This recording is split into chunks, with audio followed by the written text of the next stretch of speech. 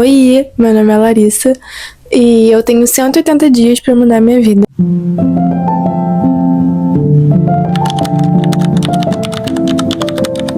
Uma diva fazendo esse desafio, eu esqueci o nome dela, mas eu vou colocar aqui na descrição, que é um desafio onde você tem 180 dias, ou seja, 6 meses, pra mudar a realidade que você vive e você ir atrás da vida que você quer viver. Quem me mandou esse vídeo foi uma amiga minha e eu me identifiquei muito com esse vídeo e eu falei, ok, eu preciso gravar, postar esse desafio e bate muito no momento da minha vida hoje que eu tô vivendo. Eu sei exatamente o que eu preciso fazer pra viver a vida que eu quero. Eu sei exatamente os passos que eu tenho que dar. É perfeito eu começar o ano de 2026 com essa energia renovada. Antes de falar pra vocês as minhas metas e o que eu preciso fazer pra alcançar minhas metas nesses 6 meses, eu vou dar um contexto da minha vida, né, pra vocês entenderem esse vídeo. Eu tenho 25 anos, eu fiz em julho. Eu tô passando por um momento que eu tô meio que numa transição de carreira. Não uma transição de carreira, porque eu não vou abandonar a carreira que eu tô hoje,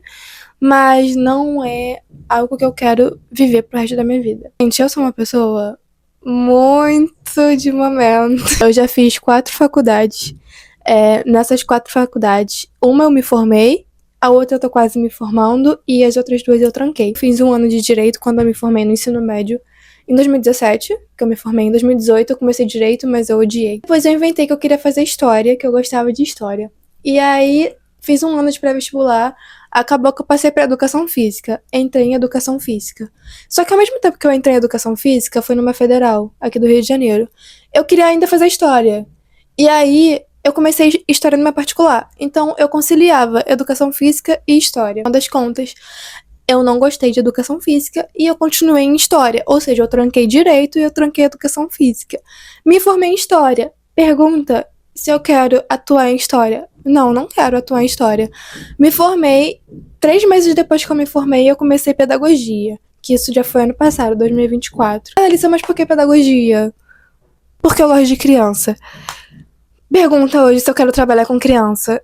Eu não quero trabalhar com criança. Tive algumas experiências, mas no fundo, eu sempre quis trabalhar com a comunicação. Coisa que tá comigo desde adolescente. Essa área de comunicação e a área criativa sempre esteve muito comigo, só que eu nunca tive coragem de entrar nesse mercado, porque eu cresci ouvindo que eu era muito tímida, que eu era introvertida, então eu pensava, cara, como uma pessoa introvertida como eu vai trabalhar com comunicação, sabe? Não faz sentido. Então eu sempre tive esse muito bloqueio. Principalmente assim, quando eu era criança, gente, eu cresci ouvindo, nossa, que criança tímida, que ela não fala, o gato comeu a língua dela. Não tem como, assim, acabou que virou uma crença interna minha e só hoje, com 25 anos, que eu entendi que isso foi uma crença, assim, que colocaram na minha cabeça e que eu cresci com isso, eu cresci com esse bloqueio. Larissa, por que você não tranca pedagogia e você vai fazer comunicação? Gente, porque eu não quero trancar minha 4ª faculdade e começar minha 5ª, entendeu? Eu quero me formar em pedagogia, porque eu estou pagando essa faculdade, mas não é o que eu quero pro resto da minha vida. E isso também vai entrar nos tópicos de que eu vou falar aqui pra vocês. Eu passei por algumas experiências, assim, no mercado de trabalho, na pedagogia, em história, enfim. E eu tô mais que decidida que eu não quero trabalhar em sala de aula. Na verdade, eu não quero trabalhar com a educação em si, eu quero trabalhar com a comunicação. E o bom de pedagogia é que não necessariamente você precisa estar em uma sala de aula, também dá pra trabalhar com a comunicação. Só que as redes sociais sempre estiveram no meu mundinho. Desde os meus 12, 11 anos, eu criei um FC, que era um fã-clube na época. E, gente, eu dava vida por esse FC, e aí foi quando eu comecei a editar, fazer montagens. E parece ser algo muito bobo, só que hoje eu vejo como isso, assim, moldou a minha personalidade. Isso foi em 2012, assim, 2011, 2012. Eu era já cronicamente online, eu era apaixonada. Tinha um aplicativo que o nome dele era WeHeart, eu acho. Era tipo o Pinterest de hoje. O Pinterest eu acho que ele já existia, mas eu lembro que esse WeHeart já tava, cara, estourado. Passava o dia inteiro nesse aplicativo, procurando referências e fazendo montagens. Criei, sabe, um amor por essa parte criativa. que era um detalhe muito pequeno, só que hoje eu vejo o tanto que gente na minha vida até hoje. Fazia só isso, eu também sempre fui muito conectada à arte no geral. Eu sempre fiz danças, jazz, dança contemporânea, balé, eu sempre fiz teatro, aula de música, aula de violão. Tem pra mim que quem trabalha com a internet, com comunicação no geral, marketing tem que ser cronicamente online.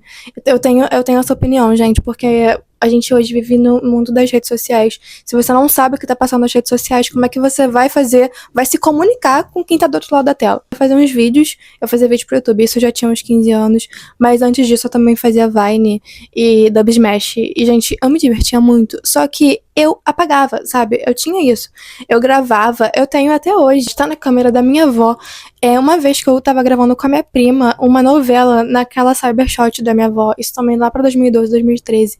E eu era a atriz principal e a minha prima, ela era a pessoa que tava gravando e tinha uma amiga dela comigo que era, tipo, sabe? Só que eu era a principal daquela novela, então eu sempre gostei muito de câmeras e tava fazendo isso aqui que eu tô fazendo agora. Tive essa vontade absurda de trabalhar com a minha imagem. Inclusive, um dos motivos que eu comecei a fazer teatro na época foi porque eu queria ser famosa, gente. Cismei na época que eu queria ser famosa, isso ali nos meus 12 anos. Falei, quero ser famosa, entendeu? Vou fazer teatro pra fazer novela. Acabou que eu fiz 1 ano de teatro, eu nunca mais pisei no teatro. Eu fui fazendo alguns vídeos. Só que quanto mais eu crescia, mais eu tinha vergonha. Então, ali nos meus 15 anos, eu tinha muito a Kéfera como minha referência. Isso foi em 2015, tá, gente?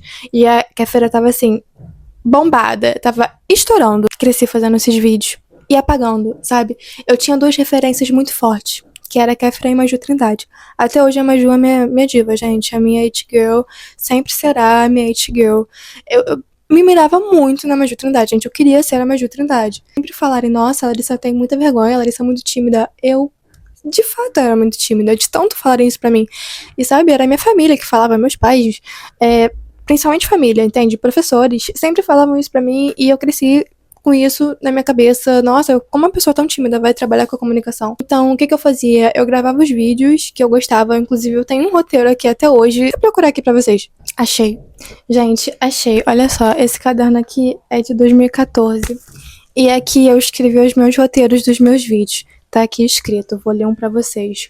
Já te deram a resposta na prova? Contextualizando, meu pai é professor e ele me dava aula nessa época. Então, essa era uma pergunta que muita gente fazia. Se o pai te dá a resposta... Gente, meu pai nunca me deu a resposta, tá? Nunca. Ele nem deixava eu ver a prova. Já viu alguma prova escondida? Vai cair como é morar com o seu pai professor. Aí eu botei embaixo. Mano. Ai, gente, para. Eu recebo essa pergunta desde que eu entendo por gente. Gente, literalmente aqui, ó. O roteiro, dá pra ver? Que eu escrevi. Gente, eu gravava, porque eu me divertia muito gravando e eu gostava muito de fazer. Só que eu apagava, entendeu? Esse era o meu problema. Eu postava e eu apagava. Com medo, assim, do que os outros iam falar. O fulano vai pensar, nossa, mas a minha escola vai descobrir isso, as pessoas da minha sala vão descobrir isso, nossa, eu vou virar chacota. Então, eu postava e apagava, e isso era no YouTube, era no Vine na época, depois veio Dub Smash, Music, enfim. E, gente, aí eu comecei a postar muito no Instagram. Eu, com os meus 16 anos, eu tive, tipo, um puta de um glow up, que eu fiquei uma diva, uma it girl, assim. Eu com 15 anos eu era muito feia. Com 16 anos eu era uma diva. E aí eu comecei a ficar meio famosinha no Tumblr. As pessoas usavam minhas fotos sabe? No perfil delas. Eu postava no Tumblr, viralizava. E eu também consegui, tipo, 10 mil seguidores no meu Instagram na época. Num surto, eu simplesmente apaguei tudo. Apaguei todas as fotos, apaguei o Tumblr. Veio o TikTok, e aí eu criei uma conta no TikTok, aí eu viralizava, pegava lá seguidor e visualização, eu apagava a conta. Aí depois eu criava outra conta no TikTok, aí postava, e aí isso aqui, com muita vergonha de postar, e aí, ai meu Deus, eu tô crescendo, eu tô com 10 mil seguidores nessa conta, meus vídeos estão viralizando, vou apagar.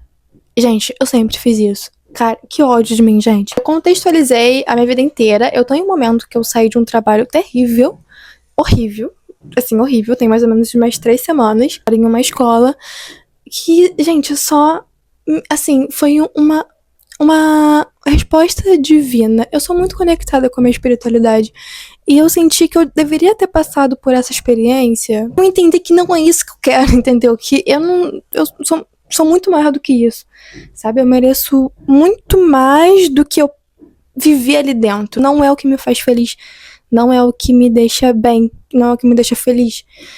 E agora vamos às metas. Eu anotei aqui no meu celular antigo, ignorem que tá tudo quebrado. Você tá se perguntando se você deve me seguir pra me acompanhar? Deve, entendeu? Porque eu vou levar a sério. E se você tá se perguntando se você tem que fazer também, deve, entendeu? Deve. Separei em alguns tópicos, eu botei profissional/trabalho, saúde, aparência e pessoal. Gente, bem inspirado na menina que eu vi, tá? As minhas metas, profissional/trabalho. Conseguir me estabilizar financeiramente, fechar um contrato com uma marca grande, ser chamada para eventos grandes, coisa que eu tô, assim, fazendo desde do meio desse ano, mais ou menos, que eu comecei a levar realmente a criação de conteúdo a sério. Esse ano eu tive um vídeo viralizado meu no TikTok, onde eu levei muito hate. Acho que esse vídeo meu viralizou, foi um vídeo super bobinho, assim, meu, de 5 segundos, com uma música no fundo e, assim, esculacharam meu cabelo, sabe? Falaram que meu cabelo é horrível, meu cabelo parece um capim e tal. Na época eu tinha passado por um corte químico. De fato, tava feio, tava ressecado. Não tava feio, tava ressecado. E, gente, me esculacharam muito. Só que eu peguei isso e eu falei, cara, eu vou levar isso como impulso, sabe? Eu não vou deixar isso me abalar. E, cara, assim, desde então, isso foi em abril, eu comecei a levar a criação de conteúdo a sério, de verdade, assim, sabe? Montei um cronograma, eu monto os vídeos, monto os roteiros. Foi nessa que eu fechei minha primeira parceria em 3 meses. Foi nessa que marcas me chamaram pra trabalhar, eu fui convidada pra vender La Roche e eu não tenho nem 1.000 seguidores no Instagram. Hoje eu tenho 500 e pouco e eu tenho 1.600 por aí no TikTok. Coisa que eu sei que vai dar certo. Eu só preciso fazer as ações. Me tornar relevante nas redes sociais. 100.000 seguidores em todas as redes. Aí, gente, vai do universo, porque eu queria 100.000 aqui no YouTube, 100.000 no Instagram, 100.000 no TikTok. Mas, se for pra contar 100.000 em todas, assim, sabe, também tá ótimo, mas eu quero 100.000 em cada uma. Vídeos postados toda semana, ou seja, ter muita constância, e isso conciliando com a minha faculdade de pedagogia. Ter mais de uma fonte de renda, que o meu objetivo principal no momento é ter o meu dinheiro, o meu próprio dinheiro, não é pouquinho dinheiro, gente, eu quero muito dinheiro. Quem não quer muito dinheiro? Eu quero ser estabilizada financeiramente, sabe? Pro tópico saúde. Exercitar mais, porque eu sou muito sedentária. Entrar no Pilates, que é algo que, gente, meu sonho é fazer Pilates, eu sei que eu vou fazer Pilates em algum momento da minha vida. Continuar no yoga, que eu já pratico yoga e eu coloquei como meta continuar. Comer menos doce. Gente, eu tenho um problema com doce. Eu tenho um problema com doce muito sério, porque eu sou uma formiga, eu amo doce. Não que eu coma muito, muito doce, mas eu como doce, eu como bastante doce. Ontem, por exemplo, eu comi metade de um bolo sozinha de chocolate. E não é compulsão alimentar, gente, eu não tenho compulsão alimentar. É que eu gosto muito de doce, gente, eu quero toda hora comer um doce, quero dar uma diminuída. Aparência, eu coloquei cabelo na cintura e cheio. Gente, meu cabelo tá assim no momento. Eu passei por um corte químico no ano passado, que acabou meu cabelo. Posso fazer um vídeo? Posso não, vou fazer um vídeo só sobre esse momento da minha vida, que foi bem trágico. Meu cabelo, gente, meu cabelo caiu inteiro, meu cabelo quebrou no meio, foi terrível. 6 meses eu quero ele na cintura e cheio e saudável. E melhorar a marca das minhas espinhas. Eu tenho minha pele acneica e eu já fiz tratamento com Roacutan. Eu sempre tive problema com acne, gente, desde adolescente. E não dá pra ver no vídeo, mas eu ainda tenho muita marca de espinha até hoje. 4 anos que eu fiz o tratamento. Eu tenho muita marca de espinha, principalmente aqui. E eu tô, assim, querendo investir mais em tratamentos e pra melhorar, assim, gente, eu quero minha pele de porcelana. Investir em mim, continuar investindo em mim, na verdade, porque eu já invisto em mim. Eu gosto muito de me cuidar, ser vaidosa e me arrumar e me cuidar, e cuidar do meu cabelo, cuidar da minha pele, é uma coisa que me faz muito bem. E só aumenta a minha confiança pra fazer um botox, pretendo fazer um botox. Eu não tenho botox, eu tenho 25 anos, nunca fiz nada no meu rosto, nada. Mas, gente, eu pretendo fazer pelo menos aqui na minha testa, aqui também. Eu botei pessoal, que é me conectar mais com a minha espiritualidade. Eu sou uma pessoa já muito conectada com a minha espiritualidade, mas eu sinto que eu preciso me aproximar mais. Aí eu botei ler mais livros, que eu já leio, assim, já esse ano foi um babado. Li 5 livros esse ano, ia ser pouco, mas pra mim foi muito. Sem ser coisa de faculdade, gente, foi incrível pra mim. Ser a minha referência, isso eu acho muito legal, porque A gente entra numa área de ser mais confiante e trabalhar mais meu autoconhecimento. A gente tem o nosso estado de sobrevivência e o nosso estado de criação. E eu quero estar no meu estado de criação. Eu vou ser a minha referência. A criação, ela é um estado que ela precisa ser treinado. É como se ela fosse um músculo do nosso cérebro que ela sempre precisa estar sendo treinada. E é isso que eu quero fazer. Eu quero treinar cada vez mais a minha criatividade e a minha criação. E para isso eu preciso estar no meu estado de criação. A coragem de ser eu. Entende? Essa é a minha maior meta que eu tenho aplicado desde o início desse ano, que é ser eu e seguir o que eu gosto. E ser autêntica referência. É essa coragem que eu tô tendo aqui. Que eu não tinha essa coragem há um ano atrás. Tem a frase: a sua nova vida vai custar a sua vida antiga. Ou seja, sua nova vida que você quer viver vai custar a sua antiga. Os seus hábitos vão mudar, sabe? Você não vai mais ter aqueles hábitos que você tinha na sua vida antiga se você quer ter uma vida nova. Vou trazer uma série aqui desses vídeos. Eu quero trazer pelo menos assim um vídeo desse a cada 3 semanas, que eu acho que é um bom tempo, né, pra já botando essas metas em dia. E é isso. Beijo.